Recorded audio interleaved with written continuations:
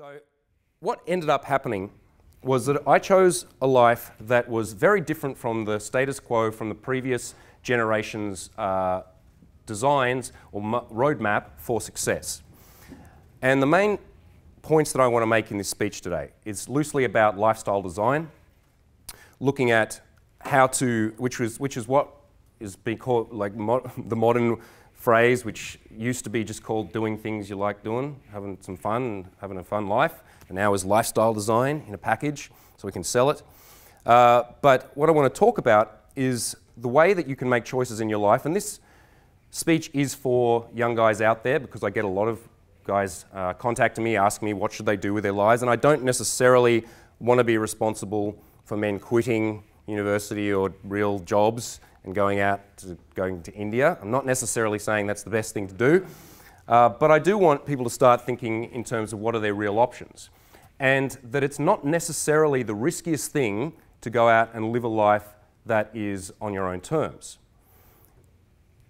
Our parents' generation, our grandparents' generation came from very different economic, socio-political times, and back in my parents' generation, it made sense, more or less, that if you were working class, middle class, unless you were born into extreme wealth, it was a good idea to study hard, get involved in a job that seemed stable, and stay there for multiple decades, buy a house early in the city that you were brought up in, and get married and have kids. That was the way things were done, and it did equate that if you studied hard, worked hard, were pragmatic, that likely you were going to succeed. Things these days are very, very different. There are still some industries where that is like the correct thing, I guess, or makes sense to do, and I work with a lot of these guys as a dating coach, a lot of analytical thinkers, a lot of engineers, IT guys, finance guys. Those are areas that, yeah, there's still plenty of work out there for, but in terms of life satisfaction, maybe that those things are deficient. However, in my opinion, as someone who accidentally became a digital nomad, accidentally became a successful entrepreneur, because I was never planning to do those things.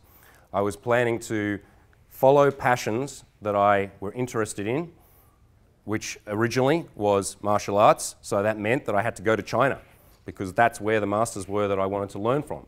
So instead of doing what a lot of my contemporary male friends did, buying cars, sometimes buying houses, getting themselves, saddling themselves with lots of debt in order to try and project a certain status to the world around them, I put my limited resources into travel and finding masters and teachers that I wanted to learn from.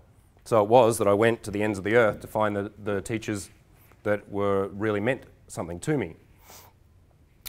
My other passion in life was playing the flute, which I play very nicely, and so I started a weird, wacky funk band, which was never going to work in terms of becoming famous because I was several decades too late for that.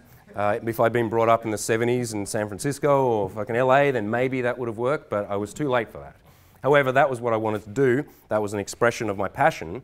And moving from these kind of odd choices to odd choice, what I did was I recognized that there were certain times and places to experiment with this kind of stuff, and that there was also a time to let it go and move on.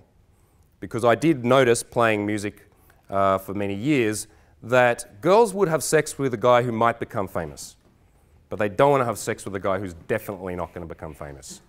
Yeah? There's nothing sadder than seeing that 39-year-old guy rocking out in the local pub, still just living the dream, still just holding on to that someday it's going to work.